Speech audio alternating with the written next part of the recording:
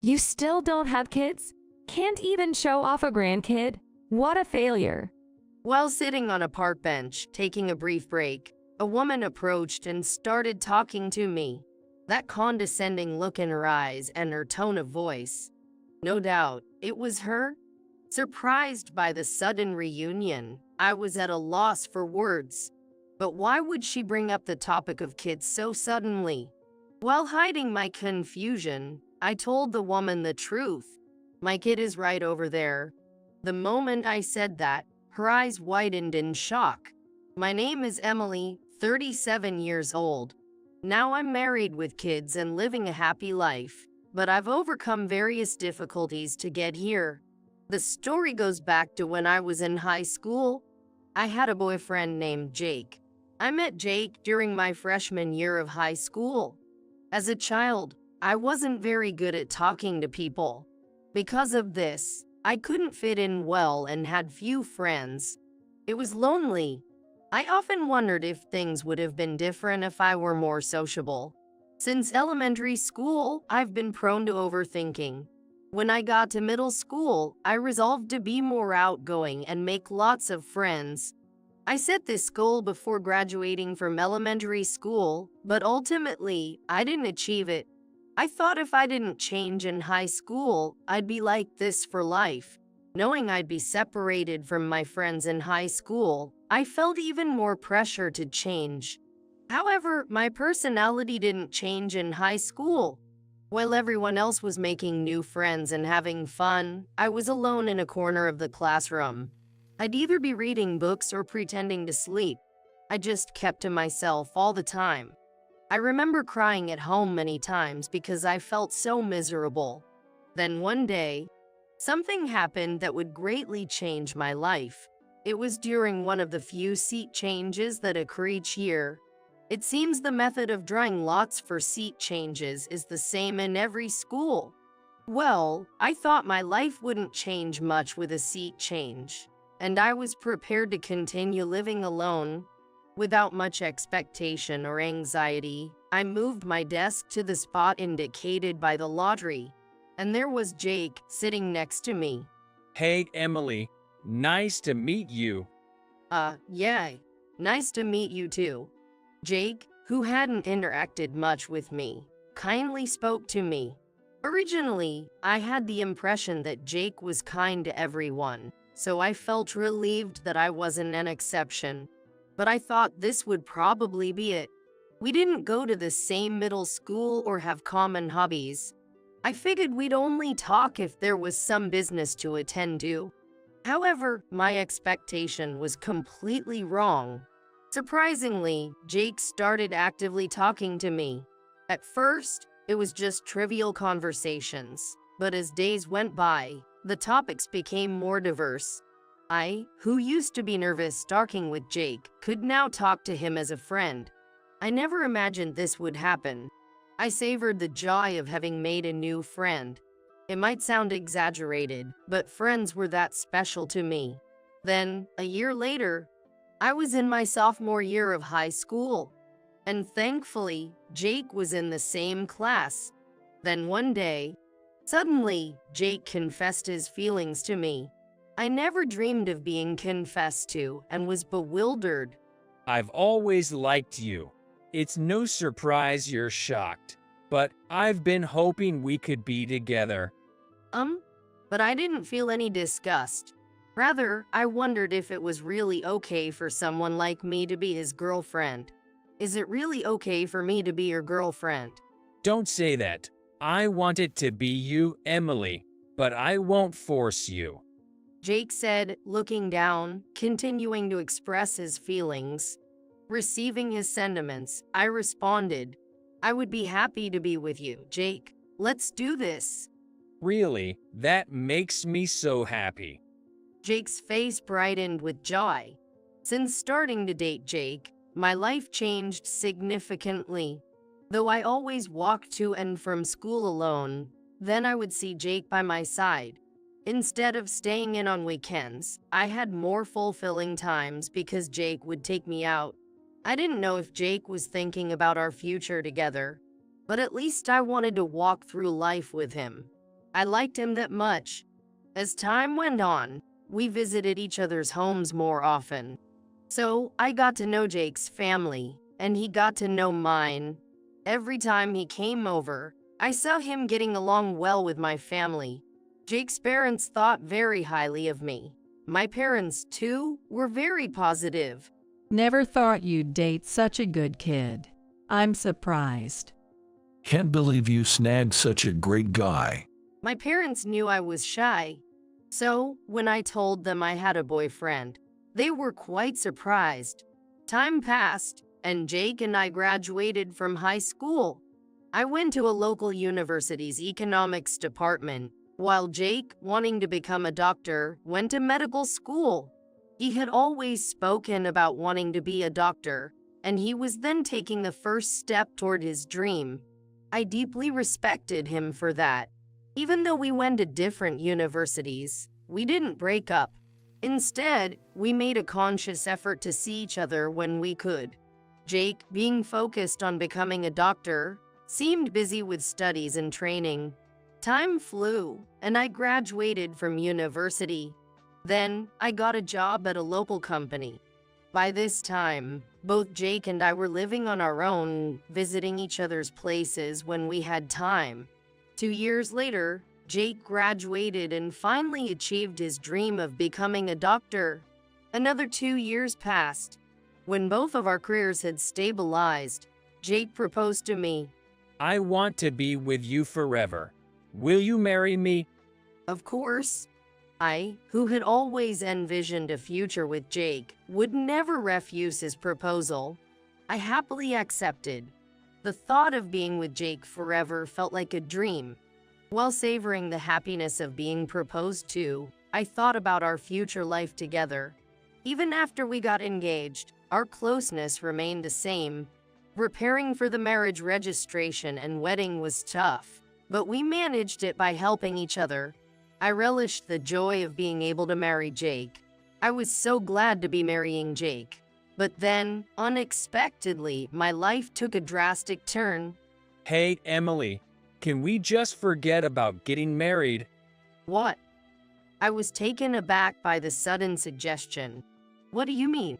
I mean, let's call off the engagement. Why?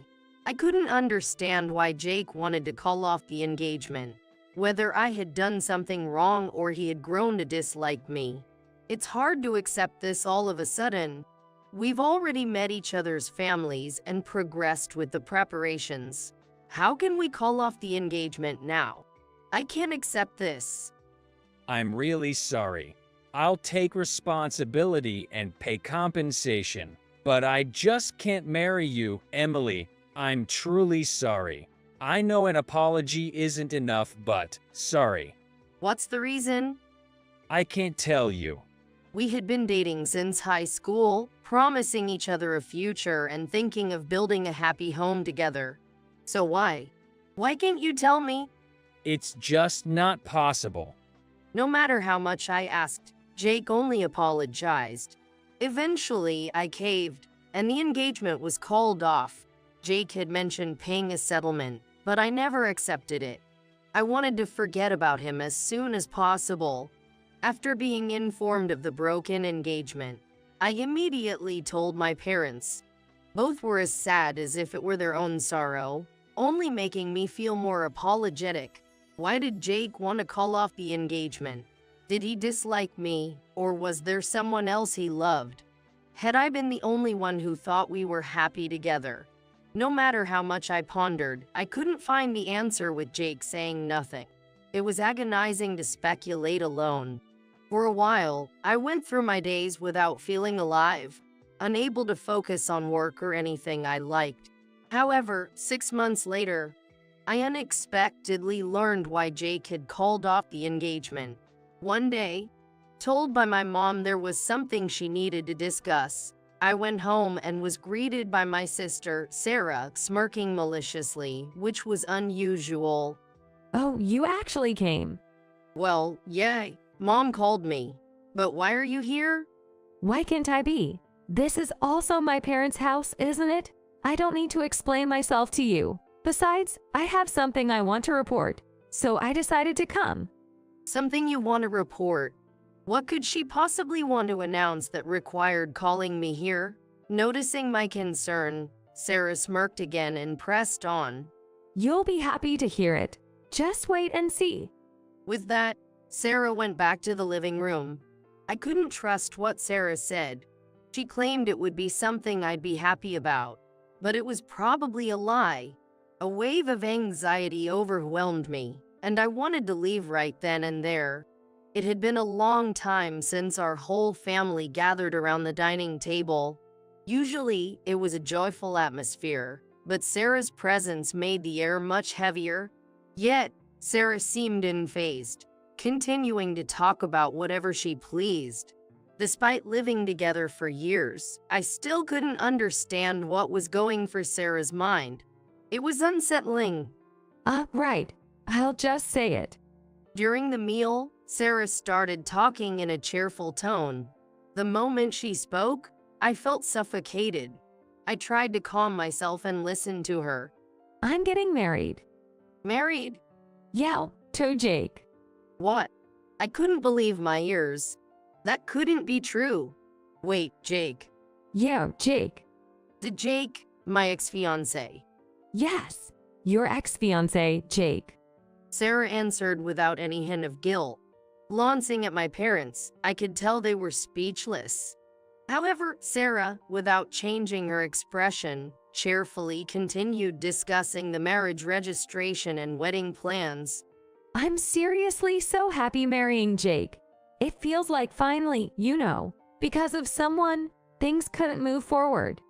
Someone. Oh, you're asking, it's you. Convincing Jake was really tough.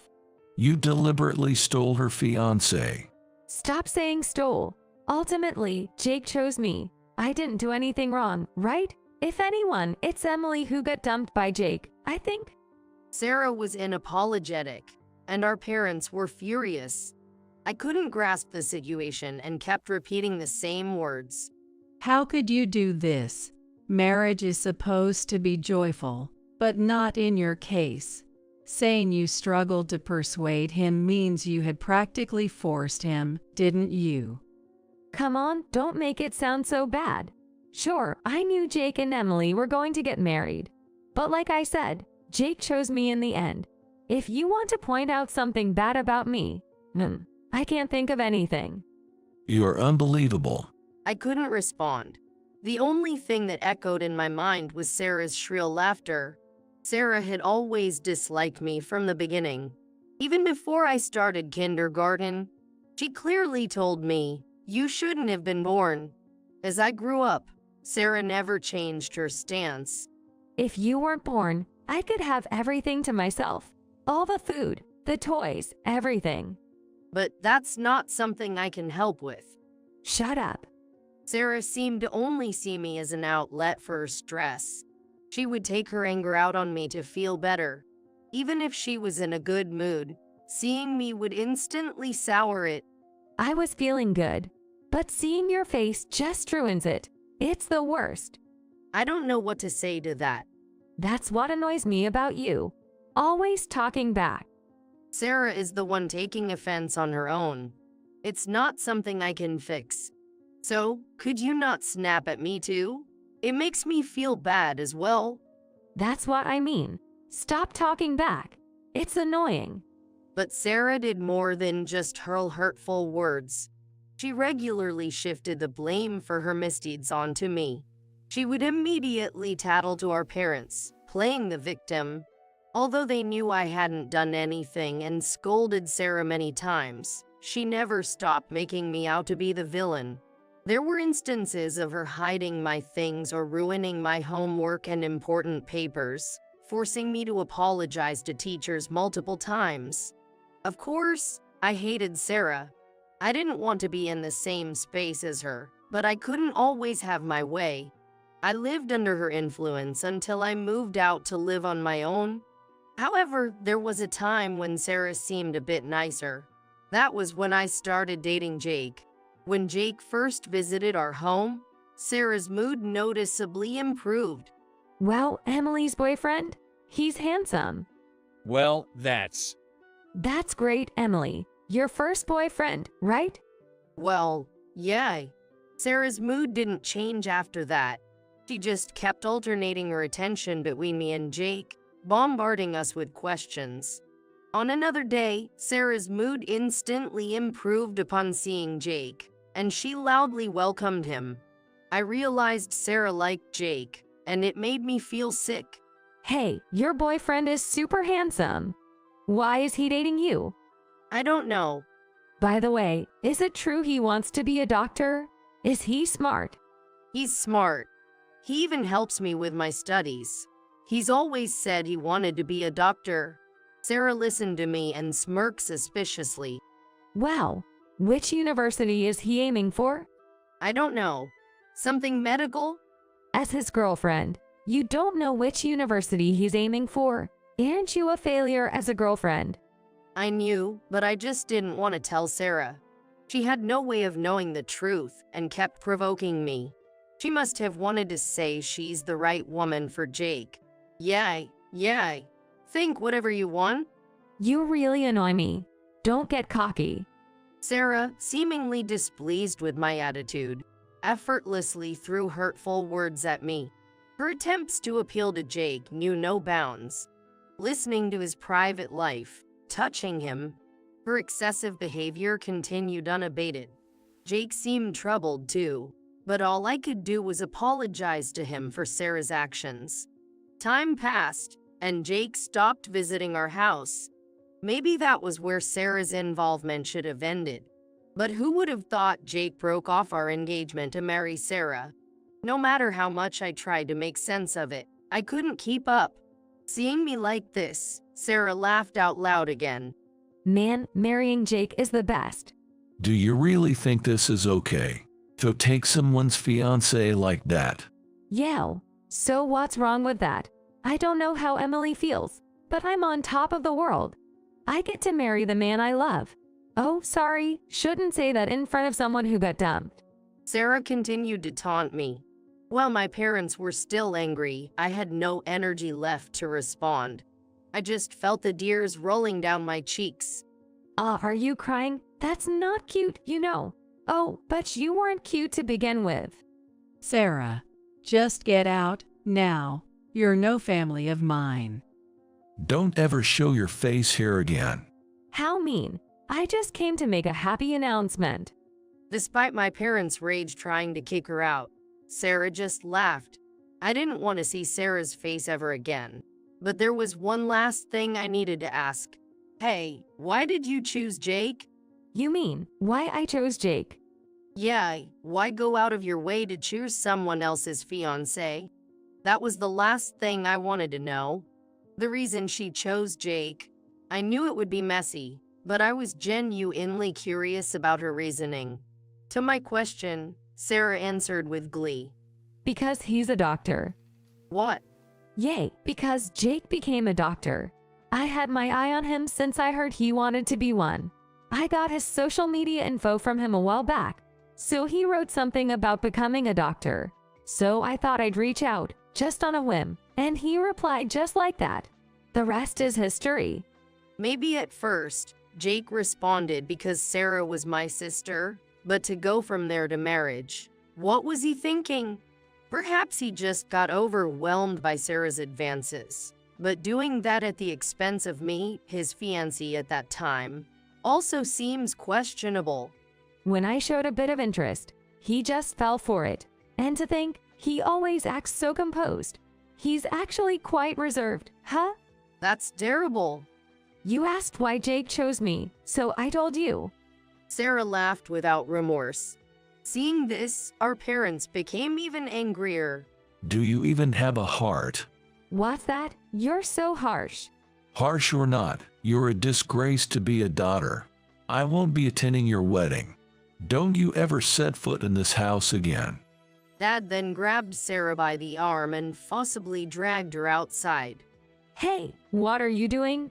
Even Sarah was taken aback by Dad's actions.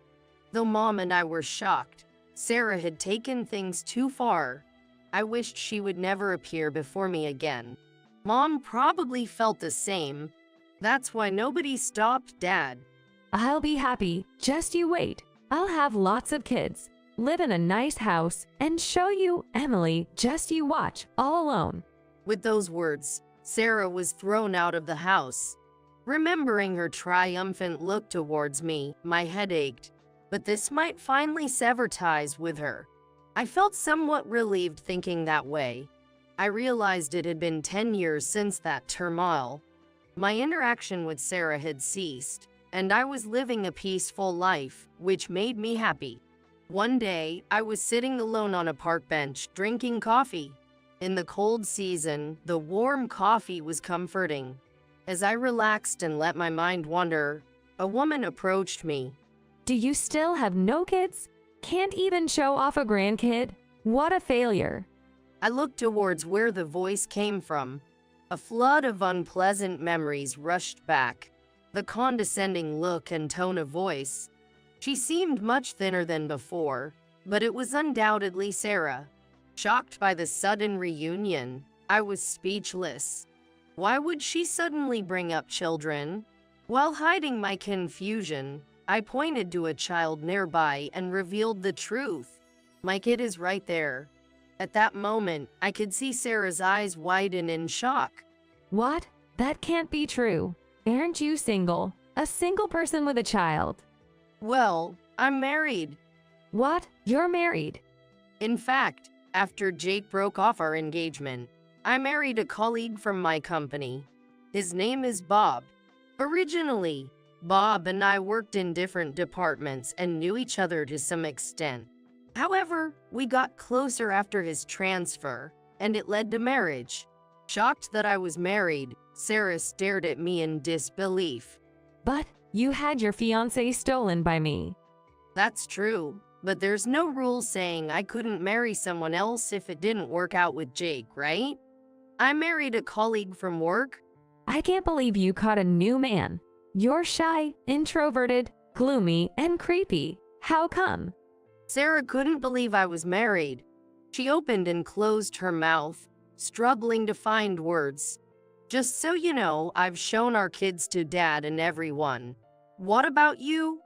Weren't you going to have lots of kids with Jake and live in a nice house? Stop. My life is none of your business. It is related. You assumed I had no kids and started this. Why are you even here? Sarah didn't answer my question. Looking away, she seemed desperate to think of a response. But I didn't wait for her to reply, continuing to bombard her with questions. So, how are things going with Jake? Are you in touch with our parents? What are you doing now? Shut up. Just shut up. Can't answer. Maybe nothing is going well for you? Not getting along with Jake and no kids. No contact with our parents. I said, shut up. Sarah just kept repeating the same thing. Seeing her refuse to answer, I lost my patience. Well, if things were going well, you wouldn't react like this. You approached me to boast, right? Or maybe you and Jake couldn't have kids. Why would you say that? Sarah looked at me with disbelief. She probably wondered how I knew that she and Jake couldn't have children. Why? Because after the engagement, I did a bridal check with Jake. That's when we found out he couldn't have kids. I still loved him and was willing to marry him. I thought Jake would tell you before getting married. Didn't he? Or didn't you want to ask? I didn't know. I wasn't told. Always the same with you, never at fault. It's always been that way, pushing responsibility onto others, claiming you're not to blame. I don't know what you're thinking, but shouldn't a couple discuss having kids if they really want them? Did you even try anything? You had the energy to steal someone's fiancé. Quiet. Quiet. What do you know about my feelings? You had Jake stolen from you. You shouldn't be happier than me. Sarah ranted at me, trying to close the distance, but her gaunt appearance took away any sense of threat. It seemed she just couldn't stand seeing me happier than her. She continued with, even though you had your fiancé stolen, and you can't possibly have kids, it's all in your head. She kept repeating the same statements, desperately refusing to accept reality. At that moment, I saw a small child running towards us from the corner of my eye. It was my daughter, Abby. Mom? Who is this person? Abby asked apprehensively about Sarah's identity. This person is my older sister. Wow, Mom has a sister. Yes, but we had a fight and haven't spoken for years. Oh, I see. Abby then looked closely at Sarah. She then spoke again. Why didn't you tell me about her before? With a self-satisfied smile, I answered, not minding my pettiness. Because she used to make me out to be the bad guy. What? That's awful. At that, Sarah, who had been eyeing Abby enviously, suddenly spoke up. Hey, there's no need to say that in front of a child. I'm just stating the facts. I don't want her to think you're a good person. It's important to make it clear you're not. You know, stop making up weird things. Look, Abby, it's just your mom's sister. Nothing scary, right? Sarah tried to sound gentle as she approached Abby, but Abby, feeling wary, hid behind me. Hey, you! Are you getting mad at a child now? I mean, it's rich coming from me, but you're really immature, you know? Shut up. You have no room to. What's going on? Just as our argument seemed to escalate again, a man's voice came from behind. Turning around, I saw Bob, my husband. That day, we had come to the park as a family of 3, and Sarah had approached me while Bob was momentarily away. Who is this? It's Sarah. Oh, As soon as he heard Sarah's name, Bob's face visibly soured. Unaware, Sarah approached Bob with a plastered smile. Oh, you're Emily's husband. Well, you're pretty handsome. Why didn't you introduce me before? I didn't see the need to do so. Plus, I didn't want you bothering him. No one knows what you might do. Oh, come on. I'm Sarah, Emily's sister. Nice to meet you. Sarah continued with the same clawing tone she had used when she introduced herself to Jake. Bob, however, kept frowning and listened to her without changing his expression. I had told Bob about Sarah, how she stole my fiancé, and all the trouble she caused me since we were kids. Oh, how about we get together for a meal sometime? It's been a while since we met, Emily. We should cherish this connection. I'll pass. Contrary to Sarah's tone, Bob firmly declined the invitation. That's cold. Don't you think so, Emily? What? After all this time? Not at all.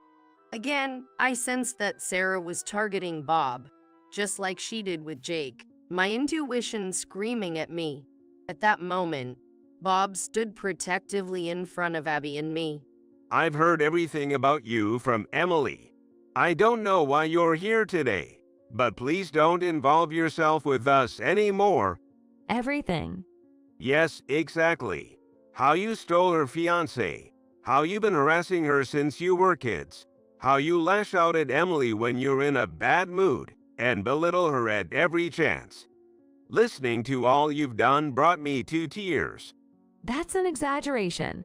But I haven't done anything wrong, have I? Jake chose me in the end, so we got married. That's all there is to it. You created the opportunity, didn't you? Dropping her facade, Sarah began to show her true colors. Opportunity? What do you mean? Can you explain? It's possible that everything Emily said was a lie, right? Trusting such a woman. You must be foolish. Sure, keep talking. So you did create the opportunity, right? Enough. It's all in the past. So why does it matter now? Oh, right. Should I call our parents and ask? When you came to announce your marriage, you talked about why you were getting married, right? They might remember. Maybe I can find Jake's contact in the old address book. Or should I ask on social media? I wasn't going to let her evade the conversation. I kept pressing Sarah desperately. But it wasn't just empty talk. I could ask our parents if needed, and Jake's contact information is in the address book. There's no need to go that far. There it is again. I'm tired of you spouting nonsense. You're embarrassing, you know? From the looks of it, you and Jake are fighting or divorced, right? You don't seem happy at all. How do you know that? It's obvious. Things aren't going well with Jake, are they?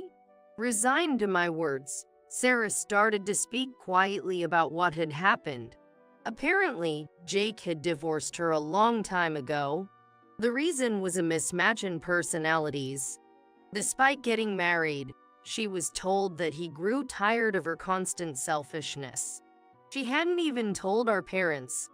I saw you while I was just walking around here. Thought I'd annoy you a bit to vent my frustration. Our meeting in the park was truly coincidental. Given her unpredictability, I thought it might be wise to avoid letting Abby play here from now on. I married him because he was a doctor, but he earns less than I expected.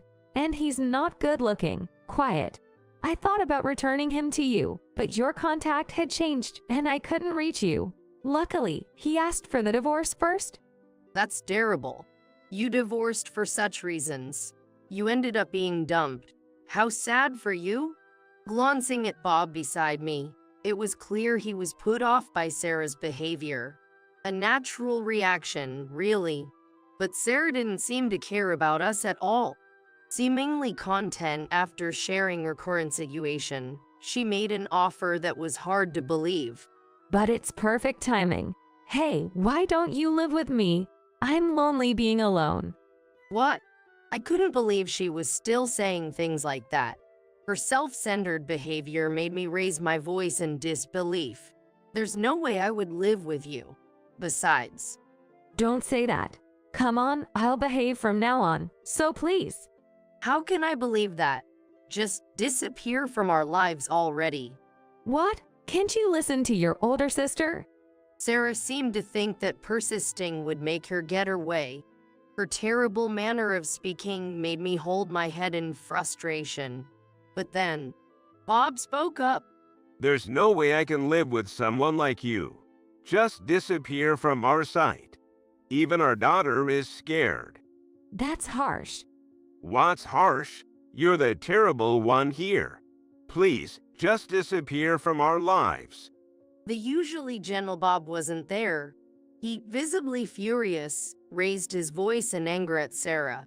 Playing the victim all this time, saying whatever you want. Enough already, say something, Emily. What are you talking about? Why don't you just stop being so stubborn? If you're lonely, why don't you go back to our parents' house? I absolutely hate that. If they found out how miserable my life is. Plus, it feels like losing to you. Isn't it too late for such talk? As far as I'm concerned, whatever happens to you is none of my business. Don't you see all this is your own doing? If you've realized that, then disappear quickly. Before I knew it, several people were watching our argument. Remember this. I'll make you regret this. She apparently disliked the attention. Sarah spat out her last words and awkwardly left the scene. A few days later, I was watching TV alone at home when my phone rang. The call was from a payphone. Initially, I ignored it, but the persistence made me answer with trepidation. Then, from the other end of the phone, I heard a voice I recognized. It was Sarah. Emily, help me. What? All of a sudden? I have no money, can't pay rent, and have to leave my place. I tried contacting Dad, friends, even Jake, but no one will help me. You're my last hope. Can we start over? Please, I won't be selfish anymore. Just let me stay at your place. Why would I help you? Sarah, in a completely different, frail voice, pleaded with me, but I had no obligation to heed her request. We met again in the park by fate, right? I thought you would help me. Cut it out. You assuming there's some connection to me is really bothersome. Anyway, I absolutely won't help you. I don't care about your lack of money, and no one helping you is the result of your actions. Reflect on your past deeds. But If you contact me again, I'll consider talking to the police or a lawyer. Got it? Honestly, I doubted the police or a lawyer would act on this matter. It was all bluster. However, Sarah seemed frightened by these words. She then hastily hung up. After that, there was no further action from Sarah. I still have no idea what she's up to now. Perhaps she finally realized that no one would help her? Whatever the reason, it's no longer our concern. After all her selfish actions and the trouble she caused, I do hope she faces the consequences. My husband and I continue to live a happy life, unchanged by the past. Initially devastated by the broken engagement, I worried about what my future would hold. Now, I'm grateful to be married to a wonderful man like Bob, building a happy family together. I hope we can continue to walk towards a bright future as a family. These thoughts cross my mind as I look at our family photo,